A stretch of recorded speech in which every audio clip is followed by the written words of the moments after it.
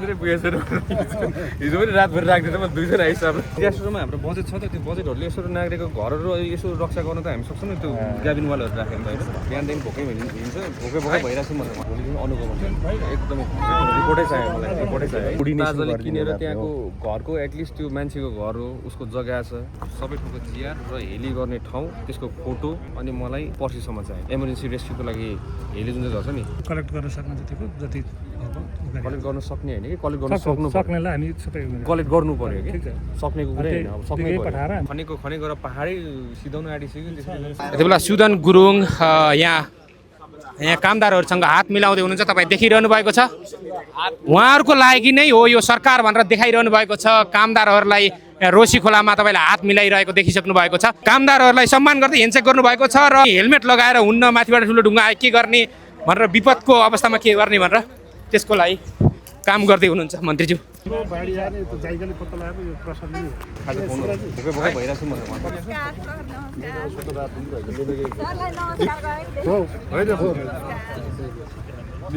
निन्द्रै पुगेछ हिजो पनि रातभरि राख्दै म 200 हिसाब निन्द्रै पुगेछ त्यो बिल्डिङहरूको चाहिँ के छ हामीले के भनेको छौँ कसरी गर्ने भनेको छ बस्ने भनेको छ कि के भनेको छ कति त सरिसकेका छन् अहिले बर्सातको बेला चाहिँ कसरी आउँछ उहाँहरूलाई अब अहिले अरू गर्न सकिन्छ त्यस्तो छैन यसको तटबन्धनहरू हामीले राख्दैनौँ यतातिर अब यो नागरिकहरूको घरको रक्षा गर्नको लागि हामी सबै भयो है सम्बन्धित निकायले नै हेर्ने भयो सम्बन्ध निकाय त्यो सम्बन्ध निकायमा हाम्रो डिजास्टरको कहाँ हुन्छ यहाँ हुन्छ यसको डिजास्टरमा हाम्रो बजेट छ त त्यो बजेटहरूले यसो नागरिकको घरहरू यसो रक्षा गर्न त हामी सक्छौँ नि त्यो क्याबिन वालहरू राखेर त होइन हामीले उसलाई यो चाहिँ हामीले क्लस्टरहरू हुन्छ 8वटा क्लस्टर त्यो क्लस्टरमा त्यो यसमा चाहिँ नि नदी नियन्त्रणवालाहरूसँग हुन्छ सिडिएससँग कोअर्डिनेसन होला उहाँको बजेट छैन होइन बजेट रोका भएको छ अरे त्यो हिजो पनि हामीले यो चाहिँ प्रतिकार योजना बनाउँदै थियौँ त्रियासीको त्यसमा चाहिँ नि उहाँहरूले त्यो केही बजेट आयो भने त्यहाँ 9 करोड जति रोका छ अरे यिनको त्यो आयो भने हामी चाहिँ तारजाली किन्ने उहाँहरूको हामीले कोअर्डिनेसन किनेर त्यहाँको घरको एटलिस्ट त्यो मान्छेको घर हो उसको जग्गा छ एकचोटि त्यो जुन छ नि यो जल उत्पन्नवाला होइन उसको पैसा रोका छ अरे के रोका छ अरे त्यो फुकुवा गरिदियो भने हुन्छ भन्ने थियो अब हिजोको मिटिङ राखेको थियौँ हामी सबै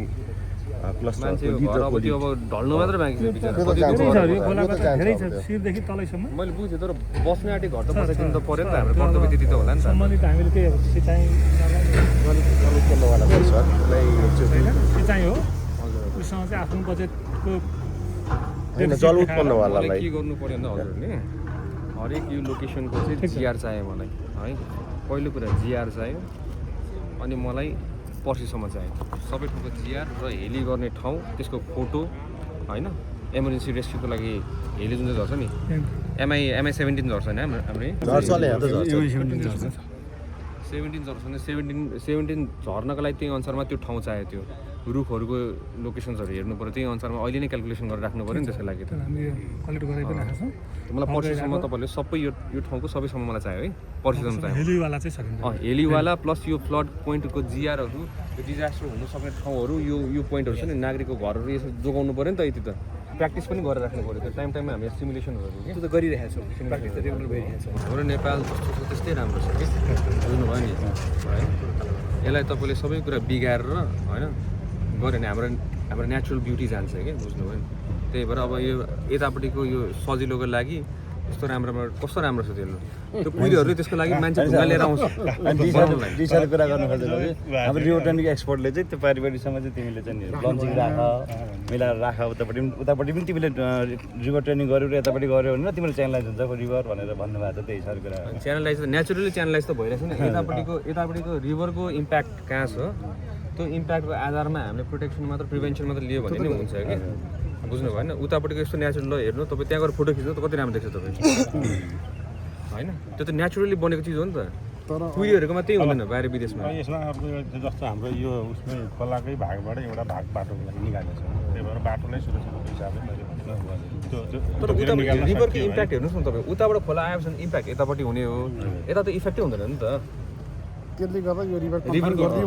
कन्फाइन भयो भन्नु कन्फाइन्ड कसरी हुन्छ तपाईँको कन्फाइन्ड भए पनि यसको माथि रिभर माथि जान्छ होइन हाइट कति छ हाम्रो त्यहाँ माथि छ भने त्यो त उता माथिको लेभलमा भयो त्यही लेभलमा त्यो निकाले फेरि डिजास्टर हुन्छ त्यसपछि यो खोला सोला सबै बगाउँछ ढुङ्गासुङ्गा सबै बगाउनु थाल्छ अनि त्यसपछि मुनि तपाईँको खोला फोहोर पहेँलो लेदो अनि कुहिरे आउँछ बेजत हुन्छ प्राइभेट मान्छे प्राइभेट ल्यान्डै भन्छ अर्कै पालिका हो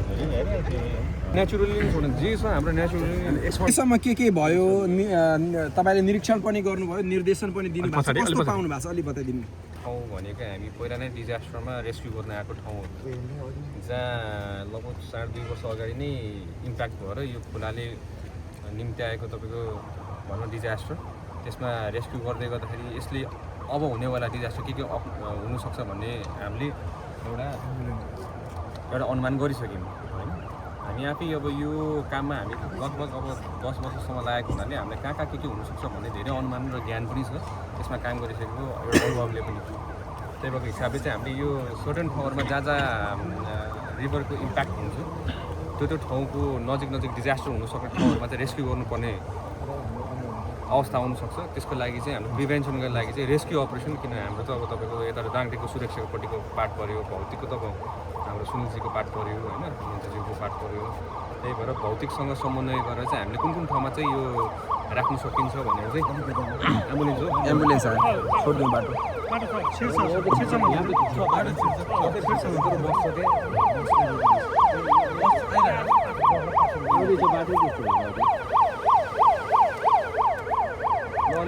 एम्बुलेन्समा जानु साइडमा बस्नु सेक्युरिटीले सबै त्यो एम्बुलेन्स जानु दिनु त बाटो बनाइदिनु बसलाई साइडमा रोकिदिनु एम्बुलेन्समा जानु अब त्यो एम्बुलेन्समा जानु दिनु यसमा त तपाईँको मान्छे हुनुपर्ने अनि यो भएपछि कल्लो यो काम चाँडो सकिन्छ क्या हाम्रो वैशाखको 15-20 सम्ममा हामी सक्छौँ सर यो सेक्सन चाहिँ सक्छौँ सर हामी मात्र सेक्सनमा चाँडो सिद्धाउनु पऱ्यो हुन्छ कहिले सक्नुहुन्छ अब यो हप्ताभरिमा बढ्ने क्रम हिजो 10 जना आयो सर थप बढ्ने क्रम जारी छ अस्ति इलेक्सनले गर्दा घर गएको अलिक ढिला आइदियो मान्छे छ सर फर इनफ छ सर कहिलेसम्म बढाउनुहुन्छ भन्नुहोस् त हजुरले म यहाँ मान्छे पठाउँछु कि हेर्नुलाई मान्छे बढायो कि बढाएन विदिन अ विक हजुर अहिले हामीसँग यहाँनिर 20 जना छ सर हजुर यो सेक्सनमा 20 जना छ सर त्यही त यो सेक्सनमा पनि यो धेरै ठुलो सेक्सन हो कि हेर्नुहोस् 20 जना कमै हो कि हुन्छ सर अझै 10-15 जना जति अझै इन्क्रिज गरेर फकाउँछ सर तपाईँको 30 जना थप्नुहोस् तपाईँको जति काम चाँडो भयो तपाईँलाई फाइदा हो नि त होइन त्यो त आखिर पैसा कम हुँदैन भने हजुर हुन्छ सर आखिर पछिपल्ट 100 दिनमा सिधाउने काम पनि त्यही हो 100 जना ल्याएर एक दिनमा सिधाउने काम पनि त्यही नै हो विभागबाट अब यसमा चाहिँ अब तपाईँको अब यो क्युरिङ चाहिन्छ होला हजुर अनि क्युरिङ हुनु पऱ्यो हजुर गराउँदैछ किन त हामीसँग मोटर छ सर बत्ती बिजुली यहाँ जेनेरेटरबाट बत्ती ल्याएको छ अनि गरिरहेको छ सर नियमित छ सर हामी अब हाम्रोतिरबाट केही सहयोग गर्न छैन सर विभागबाट सबै केही छैन सर हामीले नै चाहिँ अलिकति मेन गर्ने गरेर यो अपोजिट साइड हो मेन भन्नुपर्छ यो पहिला पनि हामीलाई यहाँबाट यो सब मेटेरियल निकाल्नु यो हामीले निकाल्न पायो भने फ्ल्याट हुन्थ्यो खोला पनि उता जान्थ्यो मान्छे कम भयो तपाईँको कति लट लाउनु भएको छ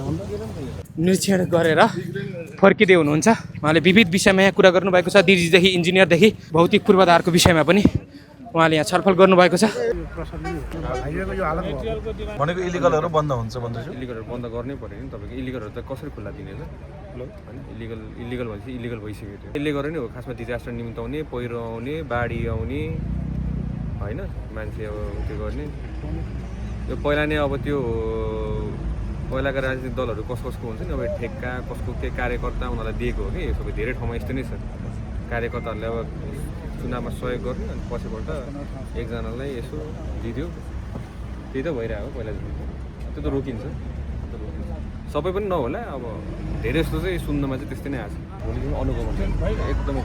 रिपोर्टै चाहियो मलाई रिपोर्टै चाहियो है यो नदीजन्य ठाउँहरूमा चाहिँ एकदमै यसले गर्दा मान्छे डिजास्टर हुने कारणै त्यही नै हो बाढी आएर त्यो जाइगाले पत्ता लगाएको यो प्रसरले